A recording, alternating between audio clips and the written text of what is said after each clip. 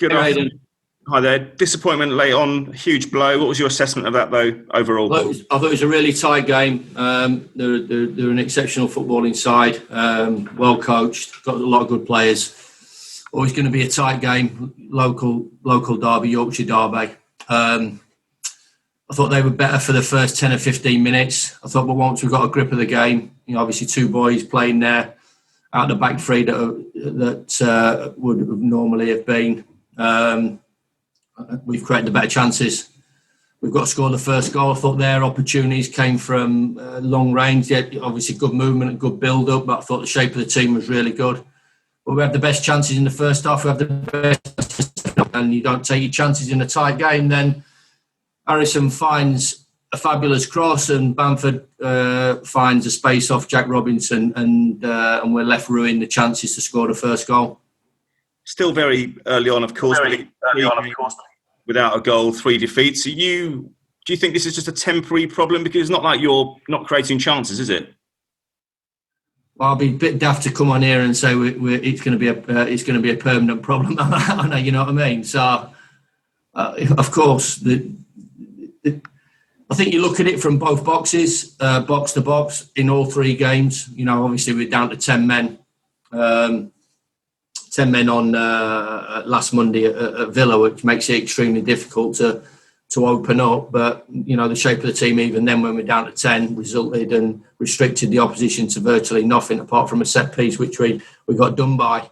And even today, they're a very attack-minded side and they've got a lot of threats in the team and they've not really created anything. I thought that, as I said, the shape of the team, the enthusiasm, the competitive nature of the team, the way the team went searching for a winner second half. I think you watch the game. I don't agree with Marcelo's opinion that they deserve to win. I thought it was always going to be a tight game, but when you have the better chances, which we did, we had the better chances.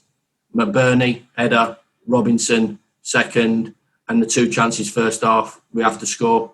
We have to score the first goal. So, a lot of things okay, tightening up on a few things, but certainly where games are won or lost in the opposition box, and we score the first goal. I think, it puts a completely different slant on the game. Major setback, of course, before the game. You mentioned it, Jack O'Connell with his knee injury, possibly out for the season. Will that force your hand in the transfer market, do you feel, in the last week as we bear down to that deadline day?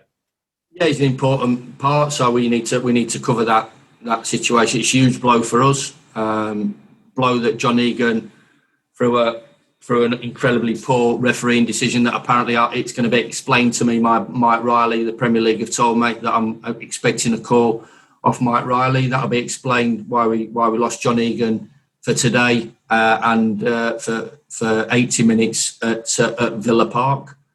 Huge blow for us as a football club and for Jack more than anything. He had a great first season in the Premier League, worked his socks off to achieve that, like we all have, and for him to be out for potentially the season is a blow. So there's a lot of things that are going against us at the moment, but roll your sleeves up, stick your chest out and go again. There'll be no feeling sorry for ourselves here at Sheffield United or from me as a manager or to the players. Is things that, as I said, going against us at the moment, but we've got to dig in and keep going. Cheers, Chris. Good to see you. Cheers, Aidan. Team, mate. Rob Staten. Chris, the 3 games so far in the league have been very close. Is it just a case of being more clinical? I believe so. I mean, if you look at the game today, there's never going to be a lot in Premier League games. There's never going to be a lot in Sheffield United versus Leeds United. What was it?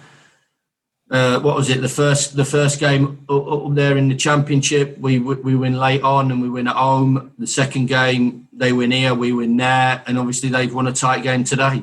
So, fine margins. They found their little bit of quality from a cross and a header, and we've not found that quality off the back of the better chances. In my opinion. So that's where.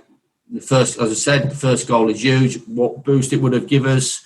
Obviously, not scoring so far, disappointing. But to create those type of chances that we have done, we definitely need to score, and we're not. And obviously, it makes getting a result, on the knife edge.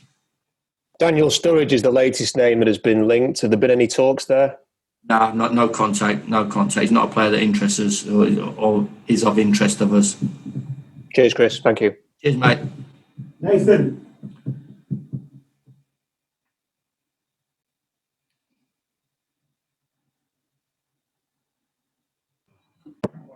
Any chance, Nate? Yep, sorry, mate. Chris, just regarding Jack O'Connell, is there anything you can do in terms of bringing a replacement in, or is your budget solely on the striker? Yeah, no, I spoke to the owners because obviously that we've known this for 2 or 3 days. So I've highlighted that we need to bring somebody in that position. We're obviously light. We can't rely on Jack Robinson playing the season right the way through. Does it affect your striker budget though, or do you think there's room for both players? Well, as I said, I've recommended to the board that we bring a couple of players in. So we've highlighted it. We've put some names to them, and hopefully they'll look at that and agree with my assessment that we need to strengthen. Are you able to put into words just how big a loss Jack O'Connell will be to you? We all know that he's had a great season, but he's one of those players that really does hurt you when he's not in the team. Yeah, of course. Yeah, for Jack's point of view as well. The way we play, it's took a lot of work on the training ground. It's not always been fluent, or there's always some mistakes in it. But the back three have been hugely important in terms of our progression over the last sort of 2 or 3 years. And Jack's been with us since League One, and obviously had an outstanding Sheffield United career so far. So to lose him, a blow for me personally in the football club and the other players, of course, because of what he contributes to the team. But for Jack as well, to get into the Premier League and to do what he's done in his first season, to be out for potentially the rest of the season is a huge blow for him. Do you know if you are any further down the line with your striker search compared to last week when we last spoke? I've just been concentrating in terms of trying to prepare the team, but obviously time is running out, and we all understand that. How harsh was that on Aaron Ramsdale? Because I thought he really deserved a clean sheet today. He made 5, 6, maybe 7 really good top draw saves. Yeah, I don't know. It's amazing. Maybe I'm seeing it through rose-tinted glasses. I didn't think he had that much to do. A couple of bits and pieces, but he didn't get the Man of the Match award like Leeds United goalkeeper did. So maybe I was just looking at the other end and just a bit, disappointed that we've not stuck one past their goalkeeper. I thought was outstanding on the day. You could see the reaction of the players, Chris, at full-time whistle. They all sank to their knees. Is it just a case now of just sticking together and trusting yourselves and getting through it? It will do. We've all gone through careers and personally, and we've all gone through disappointing situations and periods. So, of course, it will. And that is an absolute expected reaction from my players. I wouldn't want it any other way.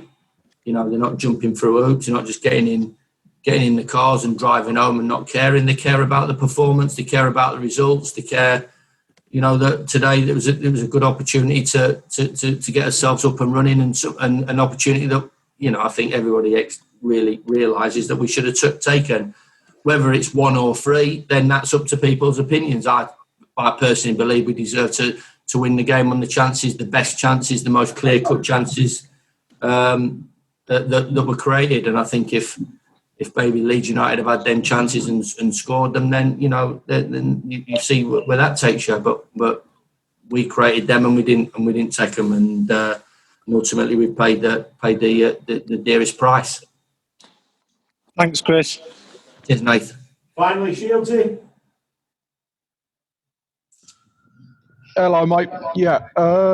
Can you just give us a little bit more detail on what exactly Jack's situation is? Obviously, is it to do with the knee, isn't it? But yeah, he had, as a young player, he had a couple of little issues, but but got through it and rehabbed and obviously played his games. One of the things that we do when we sign players here, they have to have a track record of playing games. We can't unbelievably take up chances in offering long-term contracts out. So Jack signed 2 or 3 contracts here. He's played his games. He obviously had an injury last year just after lockdown. think it was just before the Villa game, I think, where we lost him for a period. He tried to get back playing at the back end of last season. It doesn't seem a million miles away, but he wasn't at full tilt. We got him going again this pre-season, but I think you can tell you've seen Jack more than anybody, Shields, in terms of the way he plays. He's just below where he needs to be, and in the Premier League, and he's having discomfort, and he's having a few issues with his knee, and we're wrapping him up in cotton wool. But for a long-term point of view, it's not good for him to carry on in the way that we're carrying on. So, in discussions with him, the medical guys, the specialists down in London, the operation was needed, and obviously disappointed that Jack's going to be out for a lengthy period.